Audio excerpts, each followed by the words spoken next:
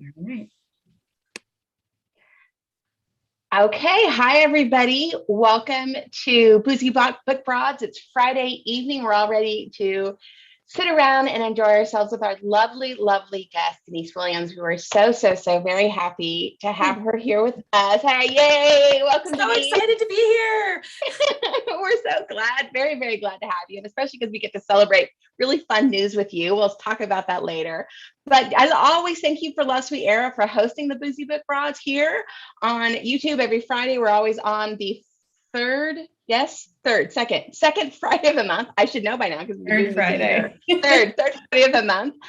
Because we love our viewers on Boozy Book Broads, we always offer, and Love Sweet Arrow always offers a special discount, so always tune in because there'll be something special this month. It is the our monthly special is the Small Business Saturday sale. You listeners listening here are going to receive a code. You're going to be able to start that sale a weekend early. So Small Business Saturday is the November 27th. You get a code. It's already in the chat box, but the code is SHOPSMALL21. You're going to get 15% off anything you buy at Love Sweet Arrow, both online and in store.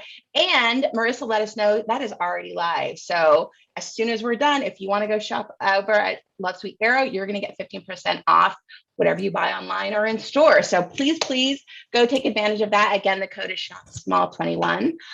We always have a room mom to monitor the chat and kind of keep everybody engaged. So please ask questions. Please, anything you want to say to Denise, anything you want to ask of us. Anytime we ask questions, if you want to comment, please do. Danielle is going to monitor that. And then at the end of the evening, we're going to choose somebody who asked a question or who engaged the night. And they not only get our regular prize of a $10 Love Sweet Arrow gift certificate, which then you use the 15% sale and it goes that much further. But Denise really lovingly offered some swag. I understand she is willing to mail that to the winner of the $10 LSA gift card. Denise, do you have something that you want to give to the winner? Part of it. So I have this gorgeous art print that Liz Parks did of the couple, and it's Britta and Wes if you've read the book yet, and if you haven't, you can buy it tonight from Love Sweet Arrow. But I have just one or two of these left, so happy to give one to our winner. And somewhere in my office is a sticker sheet. Couldn't find it at the moment, but I will unearth that, and it has cool stickers on it that are for you, and then for you to give a friend, that are very kind of body positive and motivational and pink. I love it. That's fantastic. Thank you so much. We should always ask authors, do you have anything? And we haven't. You're the first author who's I've got stuff too. So this is super exciting. So thank you very much for that. Maybe it's because I'm a newbie. I'm just excited to put things out there. Oh, we will take it. Yeah, no, we totally will. Thank you very much. I just want to say, Angelina, I just want to say, Denise, my favorite thing about your postcard is how everyone, when you showed it, everyone was that looks exactly like the comedian Michelle Buteau. And then she saw it and retweeted it. Was the most amazing thing. I'm obsessed with her. And I was dying for you. It was amazing. Somebody told me that she tagged it, and I fell out. And then Allie Parker, who some folks in Romancelandia know, hosts the Rom Ever After podcast, said, well, I'll just slide into her comments and say she should buy the book. And I was like, Someone's got, I have loved her since she was on Best Week Ever, the panties off, her little, ever since then. I love her. Yes. And I saw her at the airport in New York in July 2019, and I stalked her, but I didn't. That's awesome. That's lovely, Melanie. Well, that is super awesome. It's super fun. Denise gave us the most incredible boozy drink tonight to go with this evening. What is the story behind this drink? She said, we always ask our guests, what drink do you want to be the drink of the night? Denise said she wanted the cinnamon roll book boyfriend that has Fireball whiskey, cream soda, whipped cream on top if you're fancy, and sprinkled with ground cinnamon. So what is the origin of this phenomenal drink? I wish I had a better origin story. It was honestly that I am a horrible mixologist, and my friends never let me mix drinks or make up cocktails because they're usually way too strong, way too sweet, and they probably don't go together. And so I was like, oh gosh, what's something easy that I can make and make well so that I don't drink it myself on camera? And I'm like, oh gosh. And so I had almost all the ingredients for this one. And I went and bought some cinnamon sticks because I was feeling a little fancy. Yeah. And then I mixed it up and I was like, oh, I don't like whiskey. Is this going to be good? And then I drank like 4 of them and wrote several chapters that I then deleted because they were horrible. So that is kind of the origin, but also all of the heroes I write are at least a little bit cinnamon roll, if not a lot cinnamon roll. That's the guys I gravitate toward. Those are the heroes I like to write. And so it's very in keeping with like my book life, but also my drinking life. And it's been a long day. So I knew that this would hit the spot. That is phenomenal. I wish I had like a few of those ingredients, and I don't. And it's right before Thanksgiving. And so I was like, I don't want to go to the store. And so I'm just stewing whiskey and cherries. Like that's like, I'm like a basic bitch, but yours is phenomenal. And I still want that on my shelf. That's what everyone's getting for Thanksgiving. I'm like, that's your pre-drink. Everyone relax, drink this. I'm totally supportive and I will partake in it for you. Whipped cream will be an excellent like pre-dinner appetizer for me. So that is so phenomenal. So we'll all introduce ourselves and then I am Angelina M. Lopez. I'm a contemporary fiction writer. I write sexy books. Melanie, Danielle, and then let's give Denise the floor to tell us a little bit about herself. Denise Williams, she, her pronouns. And I also write sexy books, or I try to, but I don't think mine are quite as sexy as yours, but I'm working on it. My second novel, The Fastest Way to Fall, came out, I don't know, 2 weeks ago, 3 weeks ago. I hear I'm supposed to hold up the book, so I did that. And I live in Iowa. I work in higher education in my day job, and there's almost like no kissing and romance involved in that. And so I come home at night and I write love stories, and I'm so excited to talk about them and to talk with you all about characters and answer questions. And right before I came here, I stopped into my local bookstore because they wanted me to sign some books. And I met my friend's daughter who I'd never met. She's like, I read your book and I saw myself in it. And I was just like, oh my gosh, like that's the coolest thing to hear. And then we just talked about books, and then I was warning her that the next one's real steamy. And so she may not want to share it with her mom, but maybe she will. I don't know. But that's a little bit about me.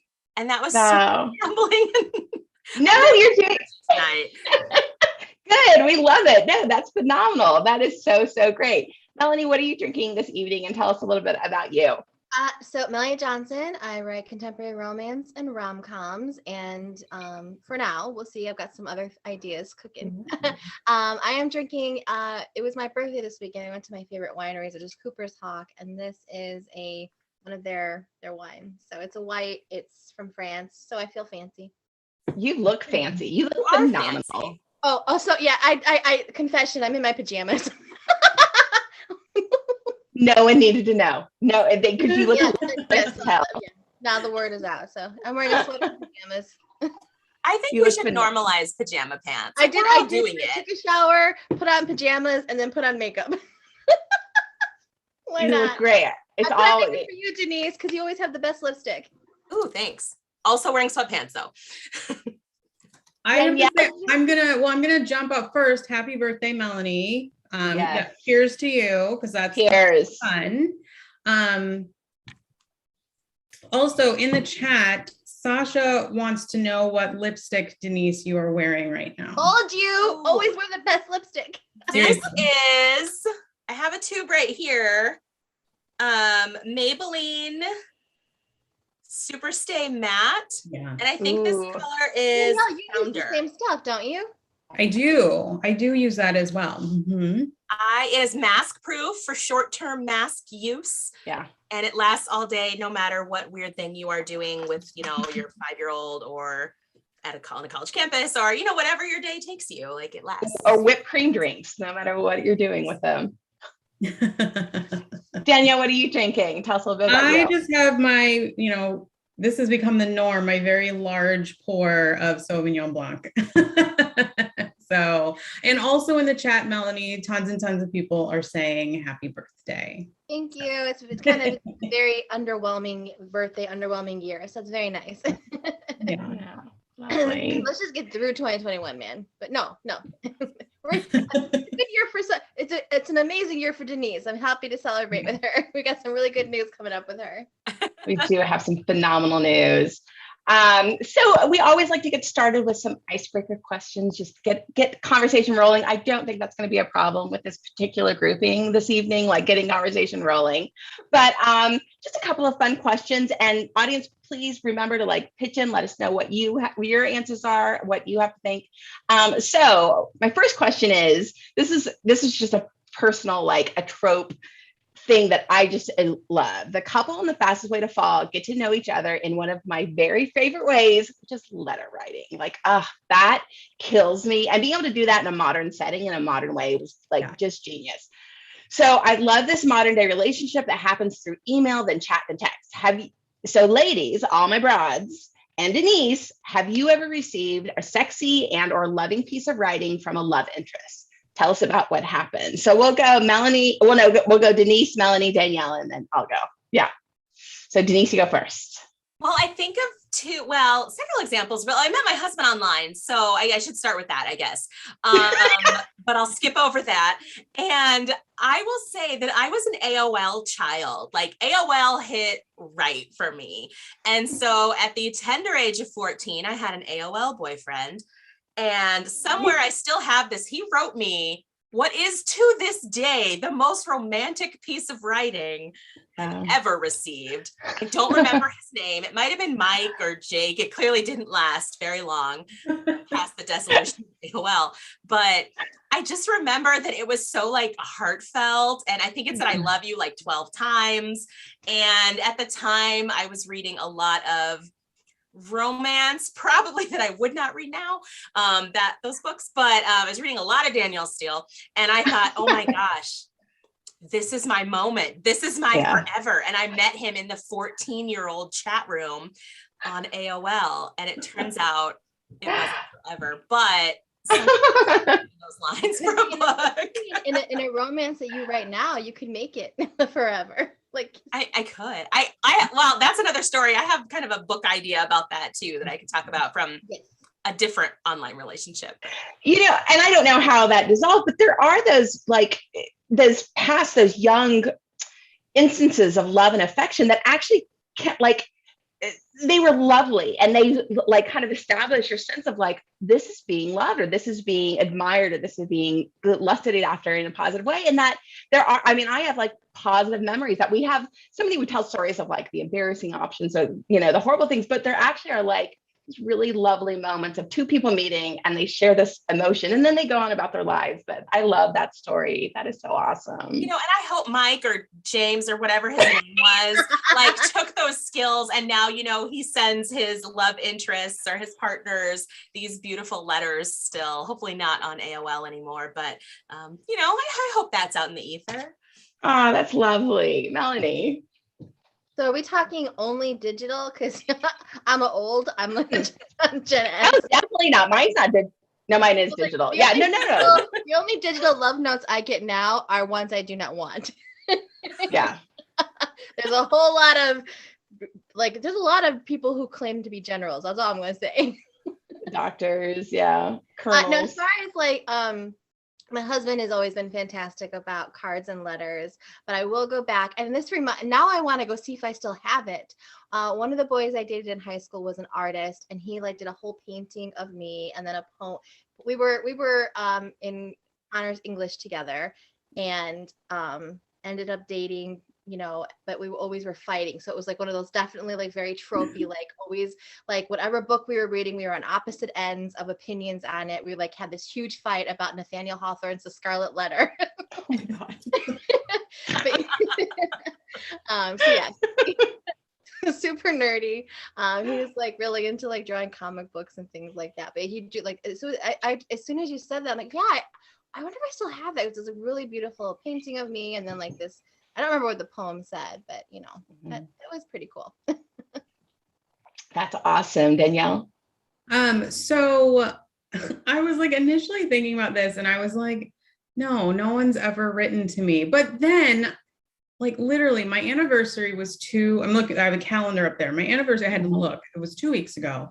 And well, like a week and a half ago. Anyway, it was, but so anyway, my husband and I started this tradition where, and it was like in the ceremony, it was like, you know, I got married at the height of the Pinterest wedding. So you had to have like a thing with every little thing.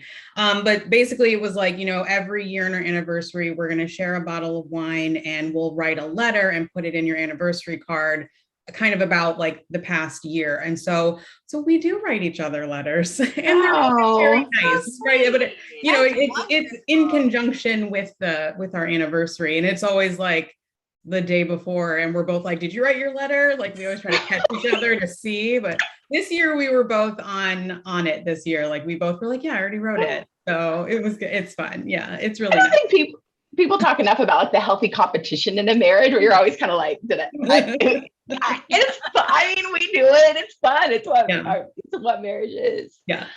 Yeah. Mine's with my husband too, weirdly enough. Like, and it was a whole very dramatic. I actually had a boyfriend when we met. I was in college. My husband had graduated, but we were working in a newsroom together. I was working part-time and he was full-time. And we were definitely very attracted to each other. And my boyfriend was playing, his band was playing on my birthday, and I didn't want to go see them for my birthday. So I was doing something else. And Peter came by where my friends were, and there was a salsa band playing. And Peter was like, let me buy you a shot. And I was like, do not buy me a shot, because I knew that would be a bad idea for him specifically to buy me a shot. And so we danced and it was very intense, but then it was like, go away. So he went away. And when I got to work the next Monday, he had written me a poem that he sent through work email. And that was like inner office. That was like 94, like inner office email, like the most clunky, like, and this poem, I'm sitting at my desk and I open up and it's this poem about dancing together. And I was just like, I did not know what to do or say. It was the most like arousing thing I'd ever read, but it wasn't sexual. And I took it home to my roommate and she was like, I think this guy's really into you. And I was like, I don't know what to do. And I ended up marrying him. It was awesome. Oh, yay. Like the guy who would like walk in the rain and leave the note by your car. And oh, that's like, hilarious. So it happened when my car died when I was a teenager and I had to get to work. And some guy stopped and I was stupid enough to accept his ride. Now I would be like, tell my kids, don't you dare do that. Drove me to work. And then later when my dad helped me to go pick up my car that was still stalled on the side of the road, he had gone back and tucked a note under the windshield wiper, like with his phone number and I did not call him, but it was very nice. It's very nice. Like when it's like a compliment, they're not being creepy or pushy or that was like, that's when I was young and stupid, and but you try to trust your spidey senses, but no, do not accept reference. Oh, that's awesome. So my next question, and audience, let us know kind of, we're going to talk about foods. So, and I shaded it a little bit funny because it's just funny because this is the eternal question. Like, is Chicago pizza as good as like people say it is? So I say, question is, Britain, the fast way to fall, throws shade on the classic Chicago pizza, preferring thin crust cut into squares, not the deep dish, every slice weighs a pound kind of thing. Since we have two Chicagoans right here, what are your thoughts on the classic deep dish Chicago pizza? Then everyone, let us know a fave food recommendation from your town, city, or region. So first of all, Denise, like, is this a preference of your character? Is this a personal preference? Like, what are your thoughts on the classic Chicago pizza? Okay, so just to preemptively maybe defend myself, I don't know if she throws shade on it. I know. Francis then.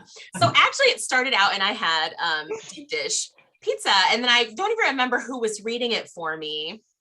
Or maybe I just thought about it myself, but I was like, I don't live in Chicago. Like I wrote the Chicago. Is that like actually as a tourist, that's what I would go eat. But is that like what people who live there would necessarily choose? And so I did some Googling and like looked at some different websites and talked to some different people and just decided that's what she would have. But it really wasn't any deep like disdain. I just was like, oh, I want to kind of make this choice for her that's maybe a little bit different and show maybe another food that can be really good in Chicago besides just deep dish pizza. So still, I would like to be in Chicago and I want to eat some deep dish pizza because Yeah, no doubt. that's So- me. And that was the origin story of Is the square cut your preference? Like the thin crust square cut? Do you like that, Denise? Is that your personal preference? my preference is actually not thin crust like at all. Okay. I'm a weenie and it hurts my teeth, but it's my husband's favorite. So, I mean, I don't really care how pizza's cut. Like, I feel like pizza is, I was gonna say pizza's like sex, even when it's bad, it's still good, but that's not true because so, I don't know. I think pizza's pretty good, even though there's gradations of excellent. Yeah, definitely. So Melanie and Danielle, what are your preferences? I think it depends. Like, I think it depends where you're at and which, like, there is like, I do think Chicago does have, like, I think I did not realize, like I thought all pizza was good pizza because I can't live in Chicago. And for the most part, you can't get a bad pizza for the most part. But I did not realize that there are other places where bad pizza exists. And I will not talk about pizza. I've had bad pizza. I do not want to shame them. But for me, I know like the really popular ones like Illuminati's and Gino's East and all of those. But there's Gulliver's is on the north side of Chicago, and they're amazing. And I don't even know if they might have closed like during COVID, which is sad. Oh yeah. I'm an institution. And then as far as deep dish goes, we do Giordano's is our favorite for deep dish. Everyone, you said we know that where to go now. We all know where to go for a deep dish. Danielle, do you have a preference? Danielle might have a different opinion. Well, okay, so this is really hard for me because in my mid-20s, I found out I was allergic to tomatoes. Like it was lying dormant for like my whole life. And then in my mid-20s. Does the back of your throat swell up? Is it just tomatoes or is it citric acid? It's just tomatoes. Like it's tomatoes in any form. It's not all nightshades. It's just tomatoes. But yeah, no, can't eat pizza? No, I mean, I can't. I have to get it without sauce. So deep dish pizza without sauce is just fondue, basically. So I just don't. Some of those deep dish is like literally, it's so much cheese. Yeah, it's just it an is. actual block. It's like a pound, like one thing of it feels like. I mean, I'm not going to sit here and act like I have never gotten it and ate it and enjoyed it, but it's a lot. So personally, I like the thin style and cut in squares, specifically from Rosati's. That's what I want. Danielle, have you ever done Bill's? You have to come over and we will do Bill's. You like thin cut square pizza. Yeah. Bill's Pub is the here for it. I think that's the website I went to that I finally landed on. Like, okay, this is the Bill's Pub. Are you serious? I spent like an entire weekend just like Google Street viewing and then yelping. A lot of local love. I worked there when I was a teacher. When I was teaching high school. I worked there one summer to save money for my wedding. I think it was because I was in so many pizza places virtually and chicken places virtually that I got a little lost, but I think that's where it was. That's the kind of fun research that like shows up for like a millisecond in your book. Yeah. Nobody. But you're like, I love it so much. Like it's the tour guide of my book. Like I love it. But saved somewhere in a folder is the street address of where I think Britta lives. Yeah. I'm hijacking Angelina for just 1 second. But in the first book in How to Fail at Flirting, they're at like, she works at this college and it's kind of like, did you base it on any specific college in the city? No, I actually, in my head, it was probably a little outside of the city or I kind of varied in my head, actually. In one part of my brain, it was outside of the city. And then in another part, it was maybe near where Loyola would be. You described it, like I pictured it being like a little bit of a smaller school on the North Shore. Yeah, that's kind of what I was thinking toward the end. But as I look back on that book, and it's funny because I'm talking about The Fastest Way to Fall. I'm writing 4 other books. And then when I get a question about How to Fail at Flirting, I'm like, that's like a million years ago. I wrote that like 5 years ago. I don't remember. Mm-hmm. But yeah, it's not based on any one institution. It kind of borrows from a lot of institutions. And actually my degree, my PhD is in higher education and like higher education administration. So I spent 5 years studying how universities work and like different types of universities and culture and all of that. And so some things are like borrowed from my real life, but a lot of it is just kind of what I know about colleges. Yeah. Danielle in the chat, did anyone talk about regional favorites from where they're Okay, at? I just want to say there are a lot of pizza opinions. I knew it'd be a hot button question. People was, do have very strong pizza opinions, no doubt. So Janelle says, I will die on the hill of Southside thin crust cut into squares. Susie. Now, if you're talking Southside Chicago, I want to know where you're getting your stuff. Please tell us. Susie agrees with Janelle. Pamela says Chicago pizza thin crust cut into squares is amazing, and both the South and North sides are ready to square up with New York for that shade. Oh yeah, because a couple people came in and were like, New York pizza is superior. I tried New York pizza and I was like, meh. I agree, actually. I've had a lot of pizza in a lot of places, and the pizza I had in New York was not markedly better than I respect and admire you both, and you both are so wrong, just really wrong. And I'll just put that out there. Your pizza is fucking phenomenal. My favorite pizza though is Detroit pizza. That's all that Detroit. Okay, here's the weirdest thing, and I'm not going to say it's the best pizza, but I am in Iowa, and we have a gas station called Casey's, and you used to live here, Angelina, so you know. Yeah. And Casey's pizza is actually phenomenal. And when I first moved here, people were like, "Oh, let's get Casey's." I was like, "Where is that?" They're like gas station, and they're like, "Yeah." And I was like, "We're gonna order pizza from a gas station." I was really judgy about it. I was super judgy about it, but it is so good. There are long-term Italian communities in Des Moines and surrounds, and there's long-term Mexican, like multi-generational Italians and Mexicans in Des Moines, which was just a really phenomenal thing to learn when I would live there. Yeah, it was. I would be very curious. Food. I don't know that Casey's is Italian authentic. No, it's not. There's pizza lineup. And you slide that gas station pizza in there. Give anyone, you know how they kind of do that sometimes, like they do the high end and low end and see if people can figure out which is which. Yeah. That would be. I'm doing that for my daughter who's in college. I'm doing the pumpkin pie taste test for her when she comes home. We're buying like 5 pumpkin pies. I love it. My 5-year-old refuses to eat pizza. Like just one day, a switch. My youngest same way. She won't touch it. She doesn't eat pizza. My husband did not eat pizza until he went to college. Like he was like, I like noodles. He gets with. Like I like noodles without sauce. He was that guy until like older. That's my husband too. Well, that's he was ready for so some excitement in his life. Yeah. No, you can get adventurous. It might happen late in life, but he definitely got adventurous. So we are going to finally jump into what everyone actually is here for, to hear about this phenomenal book that you wrote. Denise, if you can remember, amongst writing 4 books for next year right now, which is just wild. And we should definitely talk about that too. But we're here today to talk about The Fastest Way to Fall. It came out about 2 weeks ago. Tell us all about this lovely, lovely book. Sure. So The Fastest Way to Fall centers Britta, who is an aspiring journalist. She is a fat woman who has the opportunity to kind of review an up-and-coming body positive fitness app. And she's the only fat woman and fat woman of color in her kind of team. And so this is kind of her big break to put a unique spin on this story. She doesn't particularly care about actually doing it. She definitely isn't interested in like losing weight or changing herself. And that was really important to me in the character. But she starts off and she's like, okay, I'm going to review and also talk about my journey using this app. Through the app, which is called Fit Me Fitness, I can talk about app names later because that's a funny story. She meets Wes, who is her online personal trainer. And you may remember Wes from How to Fail at Flirting. He was the personal trainer there.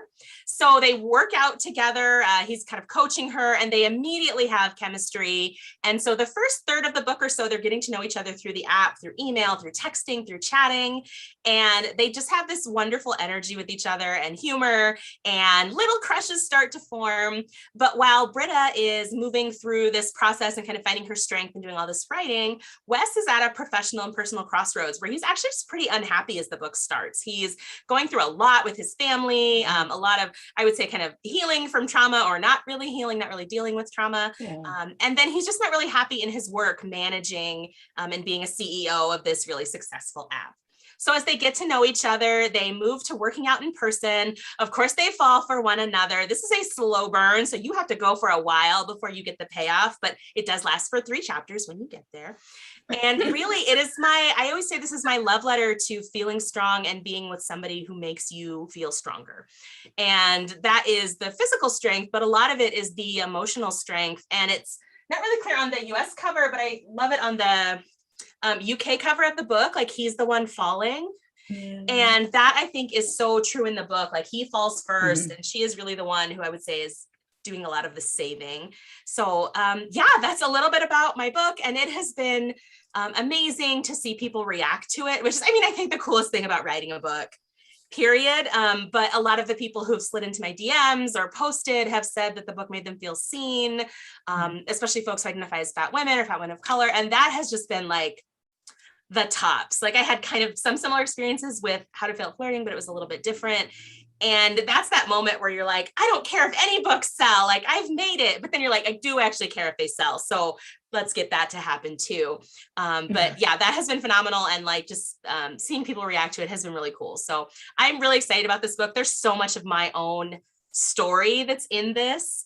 And I can answer questions about that if folks have them, but it was really exciting to write it and now to kind of just see it out in the world. Because I wrote this before How to Fail at Flirting was sold. So I didn't really write this thinking anybody was going to read it, which is maybe a little easier to write something that way.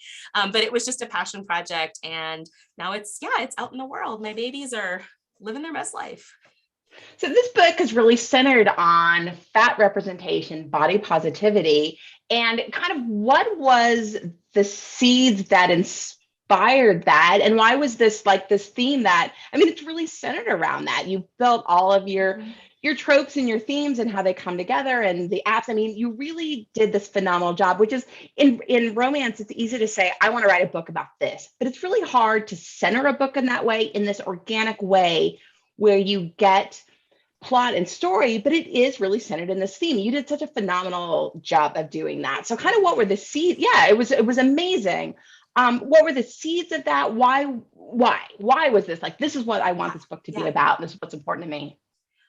So back in summer, spring, fall, I lose track of 2019. I had finished writing How to Fail at Flirting. I was trying to secure a literary agent and I just needed a distraction. And in the meantime, I was at a retreat with some students. I mentioned I work in higher education, and I don't know if this is true of your workplaces, but in mine, we make people reflect all the time. Like, sit and think, sit and reflect. And I make people do it all the time, but candidly, I hate it. I hate doing it. I just want to talk. I don't want to sit and think about it. But I was playing along because I was a little bit in charge. So we asked the students, when was the last time you felt strong? And for me, I thought about at that time being in the gym, being on my favorite elliptical and just crushing like this really great workout and defeating the person next to me. They were in their 70s and they did not know we were racing, but I knew we were racing and I knew that I won.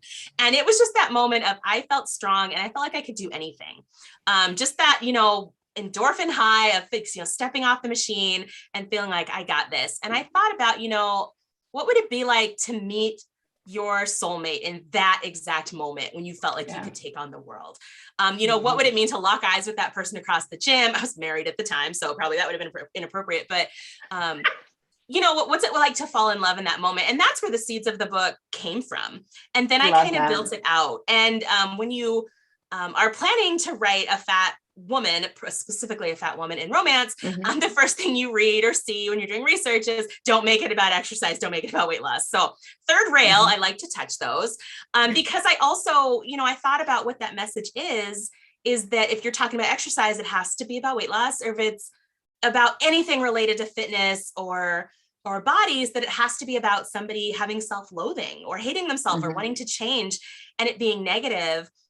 And I think it's so powerful to flip that script and be like, anybody can get excited about exercise or these topics and just be excited about them with no ulterior motive and no desire to necessarily change, with no desire to, to lose weight or anything like that, that you can just have that. And so I built that into the book, but I also have the characters say that explicitly a few times because I wanted that to be clear and to give people an idea of what they were reading. But at the same time, I also knew that I love reading. You know, we've all read characters or seen people who are just 100% confident 100% of the time, like living their best life. Like those books are amazing and phenomenal. And that is definitely not the story that I knew how to tell. So the character does have insecurities, and she does, you know, live in the real world where you sometimes deal with jerks, and that's not what the story's about. But that was important to me too, that she isn't always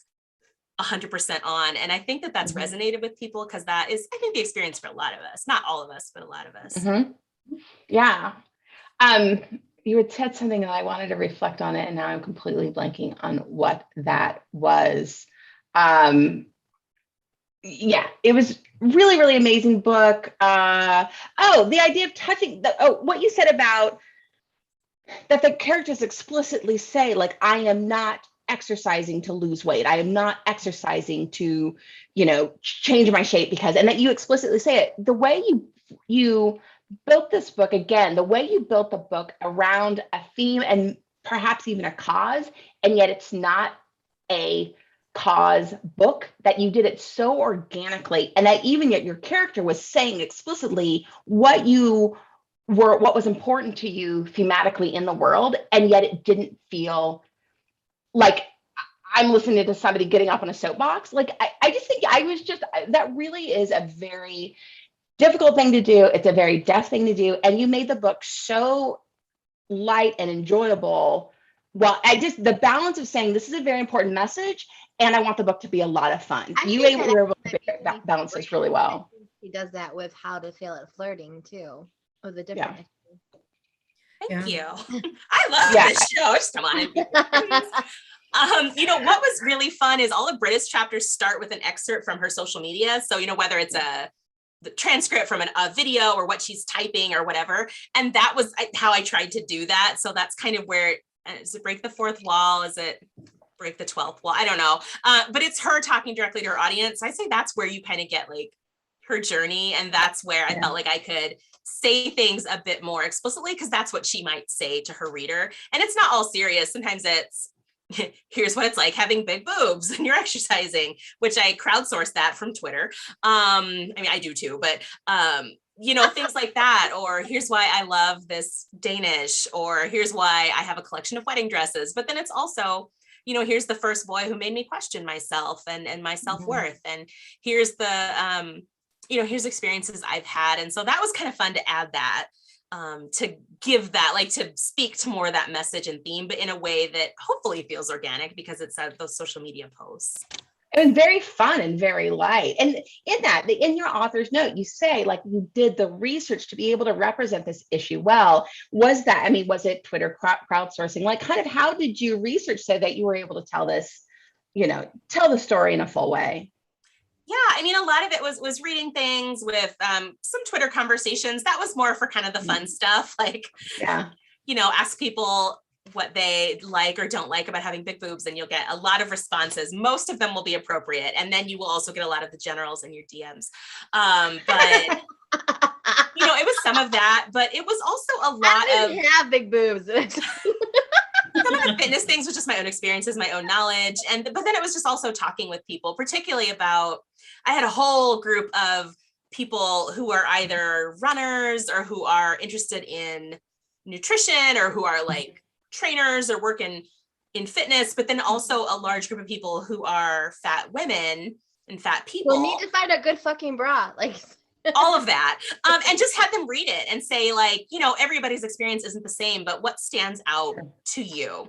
And I learned even some more things that I think have made me like maybe a healthier person, not like physically healthy, because I'm definitely eating Cheetos and downing this whiskey right now, but like emotionally, and even thinking about, there was a whole chapter on like guilty pleasure foods, and that used to be a very different chapter. And somebody pointed that out, and I was like, I have never thought about the phrase guilty pleasure. I've never even like deconstructed that. That's and great. what it can mean. And so now the character does deconstruct it on the page. And so that was a lot of the research, was talking to people about their experiences and seeing what resonated with a lot of people and what felt on and what made people feel uncomfortable or comfortable. And A lot of that made it into the book, and you can see a lot of those people in the acknowledgments. Also, all of the social media handles are references to real people in my life. So there's some Easter eggs there. No More Nose Pickers is a great story, but that's a real person. That is phenomenal. As yeah, you were almost like Britta in a way, kind of like having to kind of gather all this material. Yeah, Sorry. she's way cooler than I am, but yeah. Go ahead. Who can I and if you don't want to say, because there are authors who are like, I'm never going to say this, who is Wes based off of? Oh, Wes, my sweet baby Wes. He's not based off of anybody specifically. Dreamy. None of my heroes are. So I try to, I look at who the character is, but I borrow traits from a lot of amazing men that I know. And so little pieces of all my heroes are my husband or my good friends or ex-boyfriends or like my dad, my brother, my uncles, and like traits that those folks have. So at least yet, no one is based on anyone in particular. Though I did find a TikTok influencer who looks a lot like this, who kind of embodies a lot of Wesitude. So that's my excuse for watching his thirst trap videos. It's work. We don't need an excuse. We just get to watch them. We don't need an excuse. It's not a guilty pleasure. Too, so I'm like, okay, I could watch them anyway, but it's also work. But reading yeah, it so for he's the not based articles. on anybody in particular, but I had so much fun writing him that actually in the first draft, I gave it to some friends and they were like, oh, we love Wes. The story is great. Britta's a robot. And I was like, what? No. And then I read it and I was like, oh my gosh, she is. She has no friends. She has no personality. She has like, I spent so much time like on him that she was just out in the breeze. And so I changed that up. But yeah, I love Wes. I would marry Wes. I would be best friends with Britta. Like what the work you did shows, because she's so positive. She's so full of love for herself and for her community and for her family and the people around her. And she's just such a force of like, she's just the person that wakes up and is like, the world is what it is, and I'm going to make the best of this day that I possibly can. Like, I'm going to make the best of this day that I can. And she she definitely did not. You did the work, because she came off such an individual personality too. Like, we read a lot of romance and we get used to there's certain characters we see over and over again. And she's so distinctive and so like positive and so fun. Like, she opens her eyes and like, okay, this is the day and this is the world. And I'm going to have as good of a time as I can during this next, 16 hours of being awake. And yeah, it's lovely. As I already said very, very clearly, I love that. I put in my notes epistolary, and I'm like, I barely even know what that means. I love the letter writing setup for them to get to meet, because as you mentioned, they meet through an app, and part of the tension here is that the gradations of this professional relationship, that there's all of this that she's writing about him and he's supposed to be training her, and there's all of this tension of they're supposed to be this professional relationship, and yet they are drawn to each other. And you do such a good job of creating that chemistry in the letter writing, the back and forth. Why did you go this route? Did you enjoy that part of it? And then do you have any recommendations for other favorite letter writing romance books? Ooh, I asked all the questions at once. I'm sorry. Okay, I think I got it though. You go this route.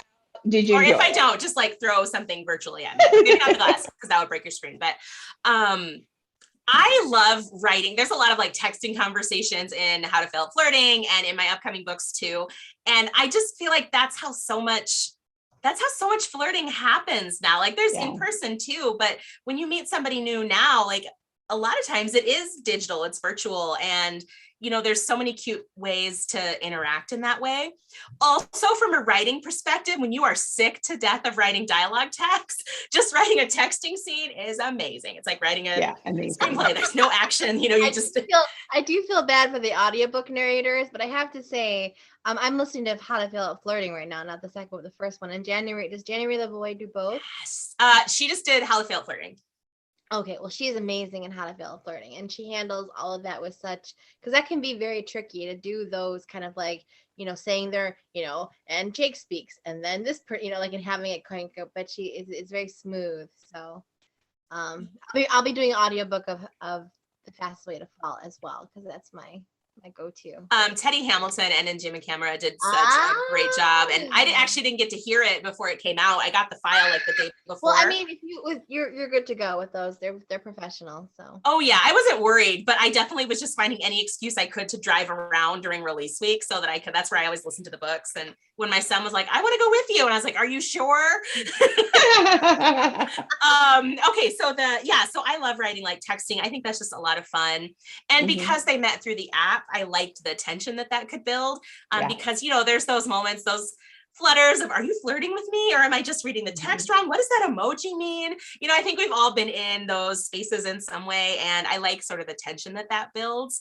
I also, because of the kind of professional, I didn't even mention that, like they're both like skating very dicey ethical lines with their jobs. Like they're not even skating them, they're like ripping them to shreds, and they both kind of know that and acknowledge that and realize it. But I like that tension in the app gave them some distance. So you could be like, oh, I'm flirting a little bit, but also it's a distance, I can justify it. And so that's kind of a tool for them in that way.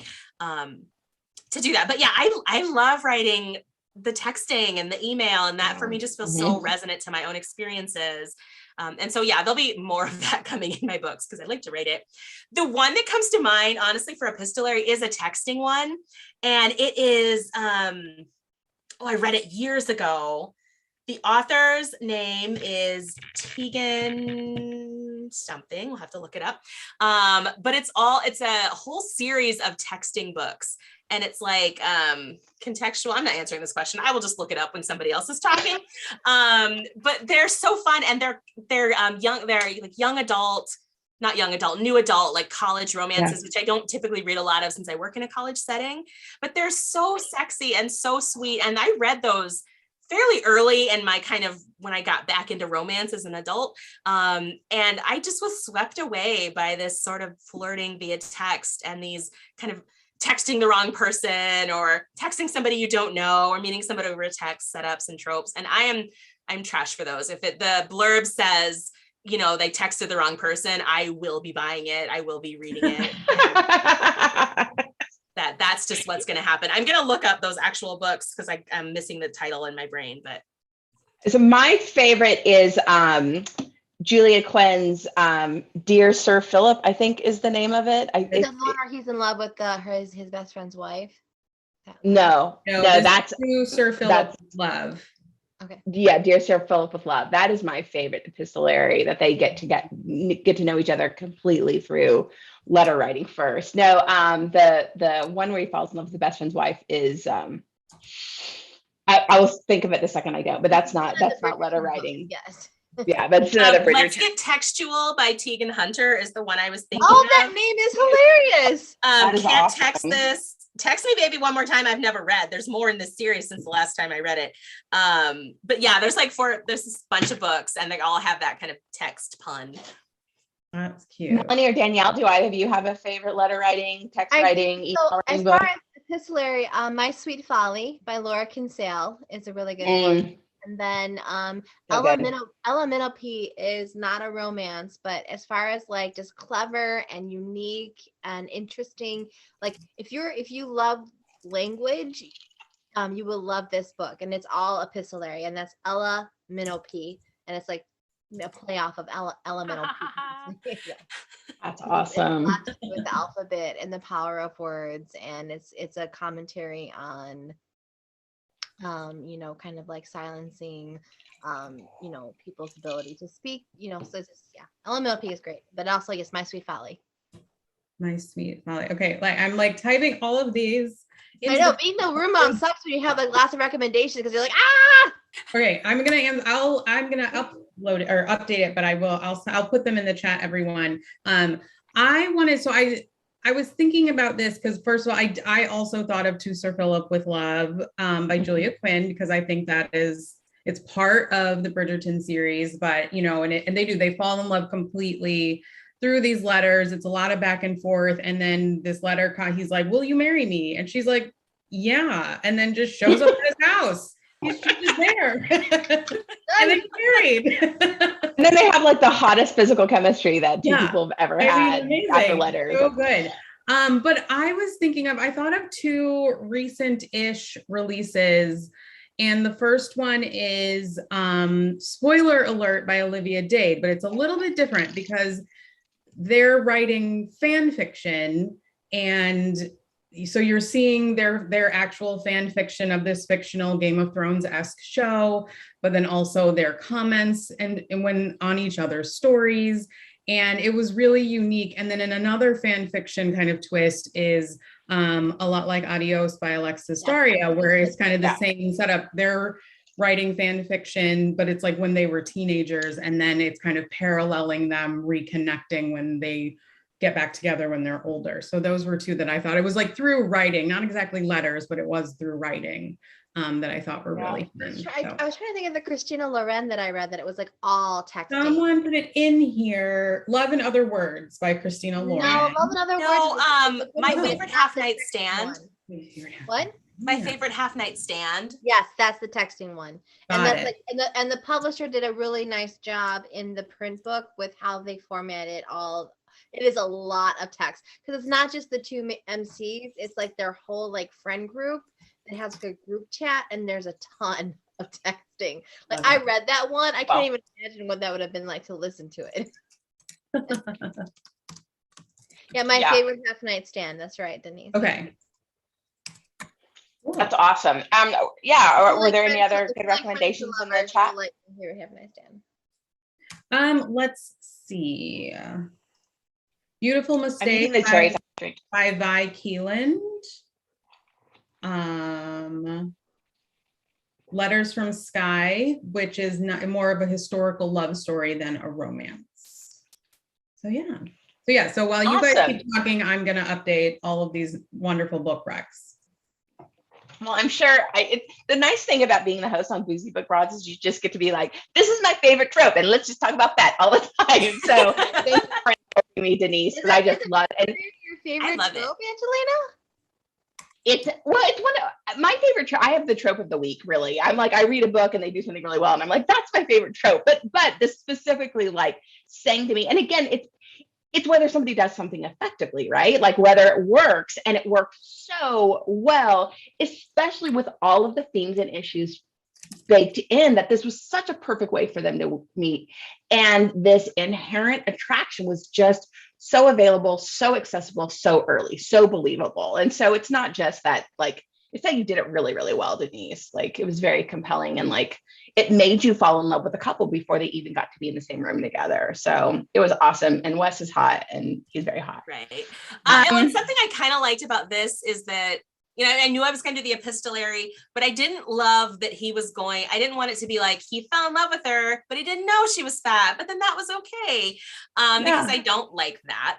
But I liked that it was a fitness app. So he didn't know what she looked like because she hadn't uploaded a picture, but he knew some basics because, you know, you upload your height and weight and all, those sorts of things. He had all of the details. Yeah. And so that wasn't, and that's never like fetishized. I don't think he ever even brings it up, but for me, that was just subtext that like, that she's a fat woman is not like news to him. He's not like, no, oh my gosh. Like that is just something that he is in the script with everything else, that she hates the Packers and loves the Bears and, you know, all of these other things that he just knows about her before he actually sees her.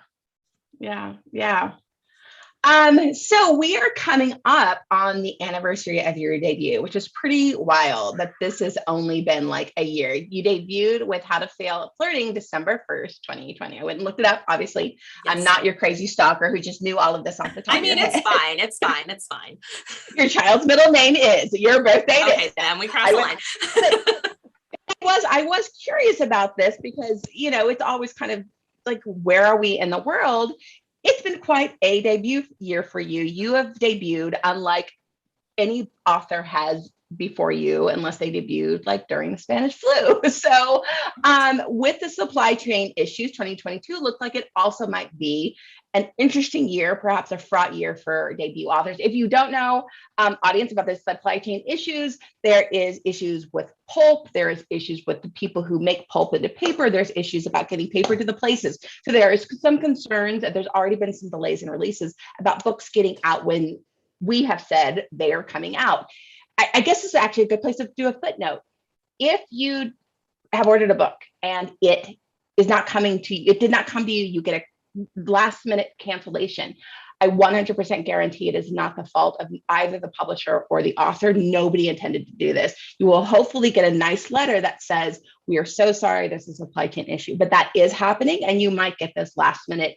And we as publishers and authors are doing everything to prevent that. So just a little note, so hopefully we can get in front of some of those for some of our fellow authors and ourselves. So it looks like it also might be a fraught year for debut authors. You have done this tremendous job of being positive and fun online and spreading the word of your books. And in fact, I think this is a perfect opportunity to congratulate you. Denise's book is up for a Goodreads best romance of the year. It's nominated, correct? Is that correct? Yeah, which is really bananas, but thank you. So it's not like a total surprise because I didn't know, does the Goodreads do this thing where like they have like a cutoff and then after a certain point in the year, it rolls over to the next year? It was definitely a surprise. Honestly, I saw somebody post about it and I was getting on to kind of be snarky and be like, oh, who would pick? And my book came out too late in the year and just, get up all on my own. Spoiler alert, I voted for Denise. So no, like I didn't know it was on there. I wasn't expecting it to be because technically it came out in 2020, like the very end of 2020. Exactly. So I wasn't going to be like super bitter and I'm just going to be super happy for everybody, but and so it was late at night and I just got on and I was scrolling and I made a TikTok kind of recreating this moment because I was just like, okay, cool. Wait, what?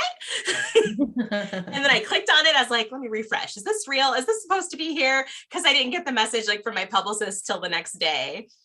So yeah, that was a total shock. And actually I live in Des Moines, but I work in Ames, Iowa, which is a little town just north of here where Iowa State University is. And there are 2 authors like from Ames who are on the list. And so our bookstore was. There's a bookstore that posted on Instagram that was super cute. Yeah, Dog Eared is one of my local indie that I work with so closely. And I was actually just there signing books tonight. And so they posted about that. So that was really cool. But that's been bananas and surreal, and I fully expect to get voted off in the first round because there are some phenomenal, amazing books that's awesome. on there. But it's also kind of a weird fraught, like, because like you're super excited and super proud, but it's also like, but all of these other amazing books that did like so I understand that it's kind of like this mixed bag of emotions. Oh yeah, where are the historicals? Where are more of the indie books? Like there's. I think why are they all illustrated? Like all of those things. The lack while also celebrating the fact that you're. Yeah, we can do both. Yeah, it's that mixed bag. And I actually posted about that on Twitter. I was like, I'm living in cognitive dissonance, but I'm just gonna swim in it and like be there and it's buy a bunch of other books. Celebrate you. And so that there is this you got through this fraught year and lovely things happened, then you present such a lovely face and such a positive face online. So for people who are going to be debuting December 1, 2021 through next year, do you have any advice? You have gone through such a Danielle being one of them. Danielle being one of them. Exactly. Your book comes out Christmas 2022. Is that correct? Or December? It comes out July. July. Yeah. Yeah, and it's on my phone right now to read as soon as I hit this. Have they done the cover reveal yet, Danielle? No, not yet. Okay, this is a problem with maybe seeing things you're not supposed to see. Yes. No one say anything. So what was I saying? Oh, debuting in a pandemic. Yes. It's cool. Advice. Because I was a December debut and I was really active with it was mostly on Facebook, but we had a really active 2020 debut group. And within that, we actually formed a collective of 2020 debuts of color, and we actually still meet regularly. And so that was really nice because I could see all of my friends go through it before me and saw like kind of what worked and what they ran into. Yeah. And I had a lot of time to kind of brainstorm because mine was so late in 2020. But I think, it's in some ways it's nice because no part of my debut experience was normal.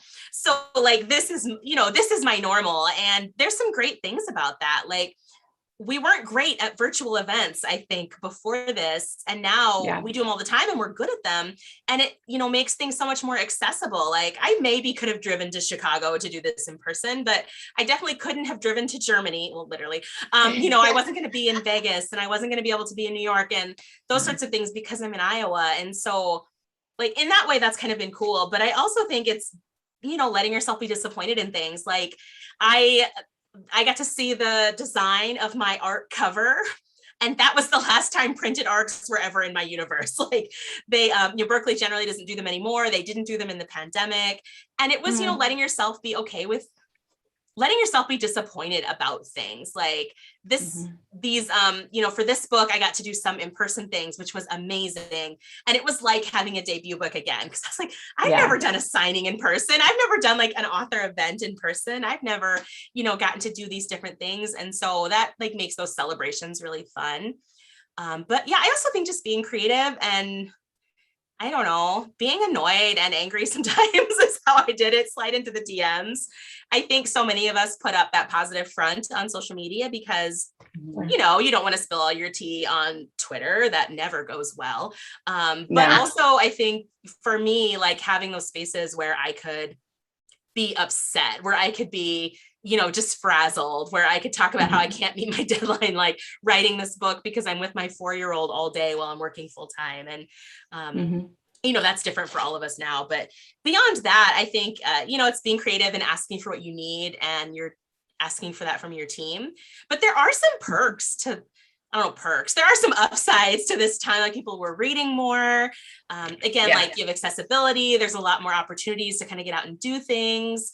I've done Instagram live series with both books that have been, for me, they were really successful. They were really fun.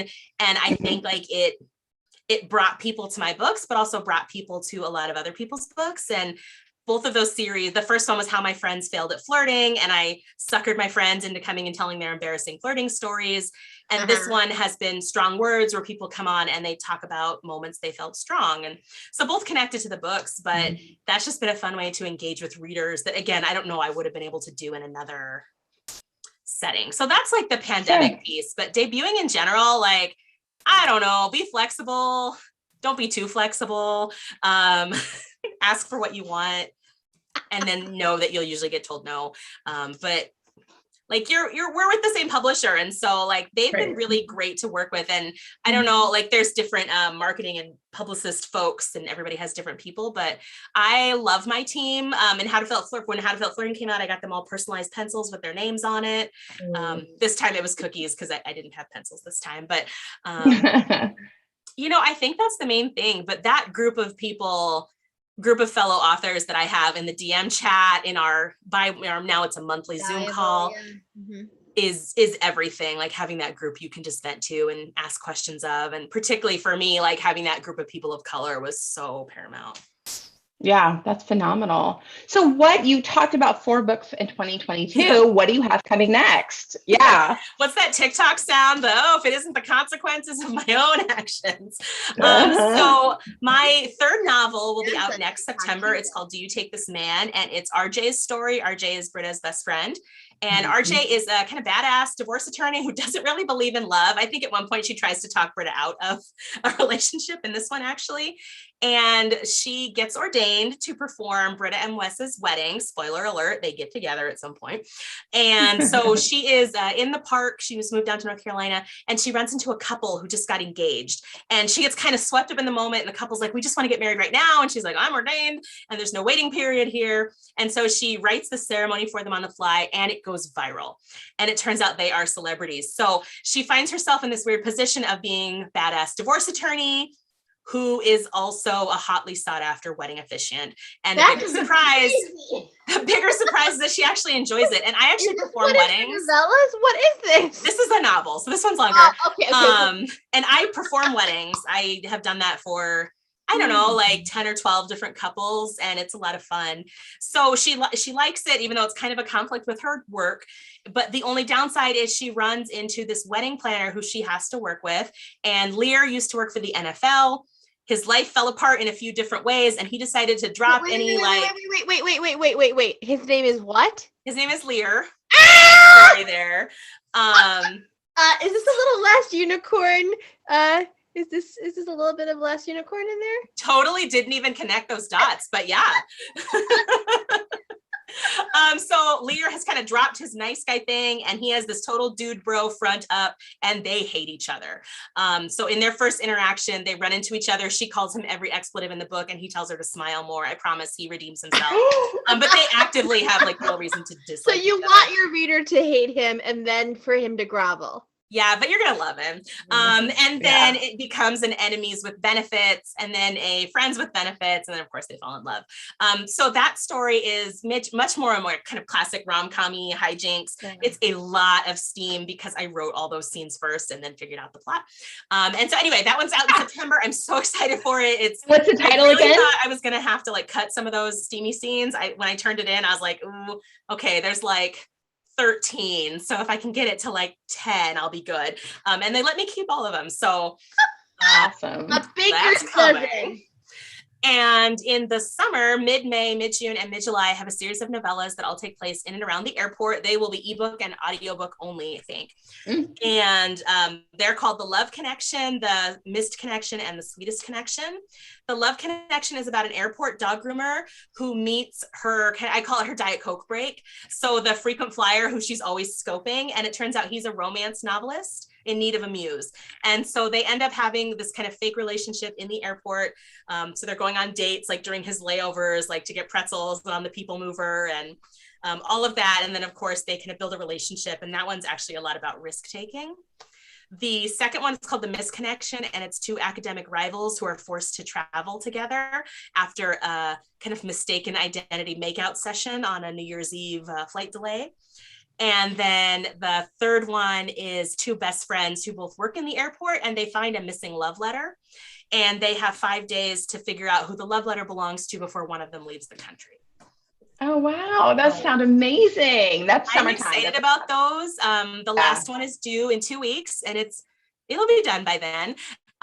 Getting close to that deadline, but it's been fun to write novellas, and particularly to write them with audio in mind. So there's some interludes, like where it is a phone conversation or a Zoom conversation. Like the word count on your novellas. They're all around between 27,000 and 30,000 yeah, words. I think 30 is the sweet spot for those. Yeah, this is interesting. I think that we're seeing this more and more. Like, I mean, Audible did it with Audible first, but then now you're seeing other publishers kind of like, because Allie Hazelwood just announced like she's got 3. Yeah, so Berkeley brought on Allie's and mine, I think at about the same time. Mm-hmm. And her book is amazing and like phenomenal. And I'm so glad we're not going to be released on the same day anymore. Well, but those covers were just revealed yesterday, and they're really cute. And I have my covers, and they are cute, so I'll be excited to reveal them soon. Oh, we haven't seen them yet. I know. I'm like, wait, what about covers? That is super exciting. Well, we have done such a phenomenal job of just chatting, and it's really, really incredible. We are going to wrap up for the evening. Broads, is there anything you guys want to talk about coming up for you? Melanie, Danielle? I'll be hosting an event at Love Sweet Arrow. I think it's December 3rd. I'm doing a panel of holiday romances. We're doing Romance Unwrapped. So we've got a couple of fantastic authors who have Christmas romances. So that's December 3rd. Mm-hmm. Other than that, I will be hiding in a cave and finishing this book. Excellent. Danielle? So this is kind of a quick turnaround, but I co-host the Fresh Fiction podcast. Mm-hmm. And we're doing, so the show that's going to go up like next Wednesday, right before Thanksgiving, we're calling it our listener request show. So if you have something like, do you need gift giving advice? Do you want to hear me and my co-host Gwen just talk about a topic for a couple of minutes? Do you have questions for us? Find me on Twitter or Instagram at djacksonbooks and send me your questions. We need questions to ask. We have some, we would like more.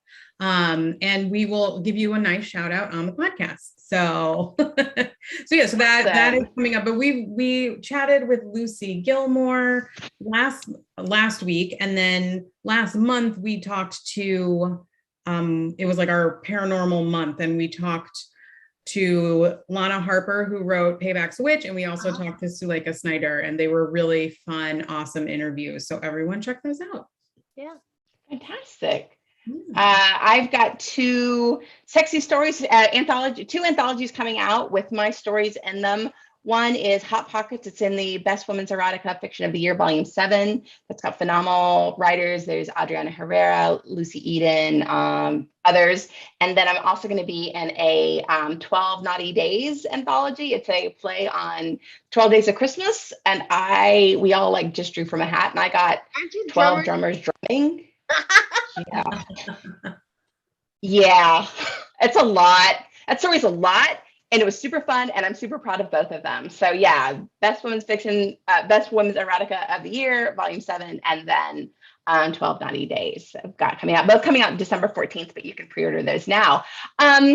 Remember, if as soon as we get off here, you can go onto Love Sweet Arrow and order and get everything 15% off with the code SHOPSMALL21. It's in the chat.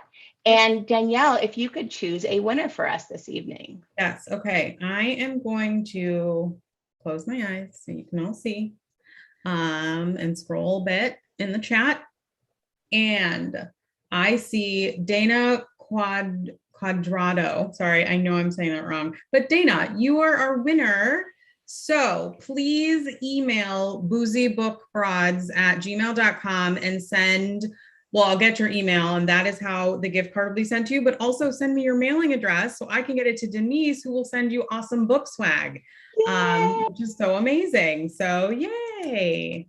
Yay. And thank you for everybody who engaged on the chat and asked questions and all kinds of phenomenal things.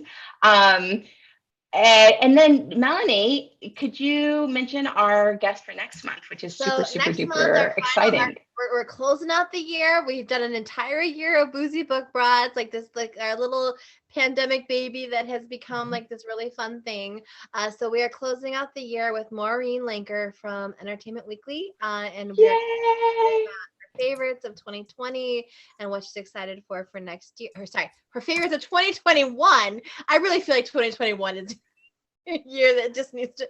Anyway, favorites 2021, what she's looking for in 2022, and just talking about in general, because she gets to have, like, she's like an amazing job. Like, she's doing some really cool things. So just having fun with her. So that's the third Friday in December, right here on the Love Sweet Arrow YouTube channel at 7 p.m. And we will see you then.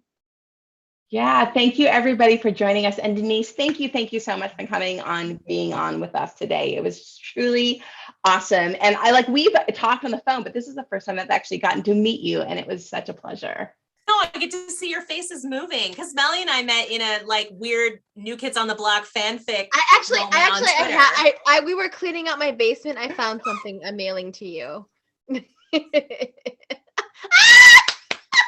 Yeah, are these sitting on my desk? And I did these are just always on my desk. So this wasn't even planned. No, I don't know. I was cleaning out something and I found it. So I found this. I'm like, oh, I have to mail this to Denise. So that will be in your Christmas card. Okay, here's the other one. It's Jonathan Knight on the horse. Oh my God, that is so fantastic. Yes, thank you all so much for having me. And I have to say, pre-order Women's Best Erotica, and I'm sure the other one as well, but I got a chance to read that one. And Hot Pocket, I think I messaged you 7 seconds after finishing it and just was emoting. It's so beautiful and hot and steamy and sexy, but so beautiful and relatable. And just pre-order. Thank you so much, Denise. Go vote on Goodreads. Yeah, vote on Goodreads. Go vote on Goodreads. Yes, go vote on Goodreads. Great. Everyone have a wonderful and safe Thanksgiving. Give loves to everybody, and have a great November, everybody. Bye, everyone.